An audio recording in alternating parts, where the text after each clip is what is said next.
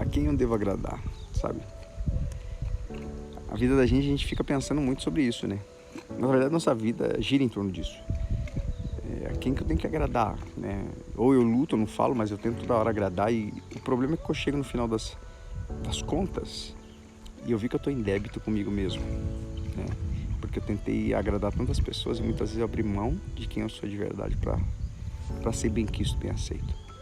Se tem uma coisa que eu aprendi com o Evangelho e com Cristo, foi isso. Não tem como eu querer agradar a Deus e agradar as pessoas. Como assim não, Bira? Não tem. A não ser que essas pessoas amem a Deus tanto quanto você.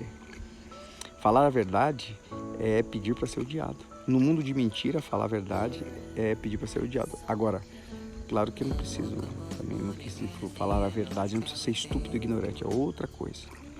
Jesus falava a verdade com muita graça. E ele foi amado por aqueles que amavam a verdade também. Mas ele foi odiado por aqueles que viviam e amavam pela mentira. Sabe o que é interessante? Inclusive as pessoas que mais pareciam amar a verdade eram as que mais odiavam a verdade, que eram os fariseus, os religiosos e tal. Por isso que eu falo, hoje eu conversando com uma pessoa, ela me disse, nossa, às vezes eu não posso negociar o evangelho. Às vezes a pessoa chega até mim, me fala algumas coisas querendo que eu fale o que elas gostariam de ouvir, só que se eu falo o que elas gostariam de ouvir, eu estou abandonando os princípios do evangelho, a verdade do evangelho que eu me dispus a seguir, né? E as pessoas acabam se afastando de mim. Isso é normal?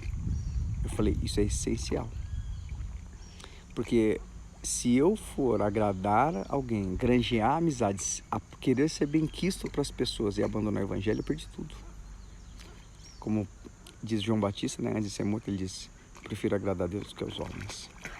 Eu não quero ser agradável para as pessoas, eu não quero ser... ter aquela fama, né? De, nossa, que cara querido, maravilhoso. Porque ele fala tudo que a gente gosta de ouvir. Nossa, a gente sai dali motivado. É por isso que hoje a gente tem tanto problema no que se chama igreja. Não porque o evangelho faliu, mas porque a gente tem teólogos e coaches da fé que falam sempre o que as pessoas gostariam de ouvir. E quando ele fala o que elas gostariam de ouvir, sabe o que ele está fazendo? Essas pessoas, ele está mantendo as pessoas na prisão que elas estão. Elas não precisam ouvir o que elas precisam, o que elas gostariam de ouvir.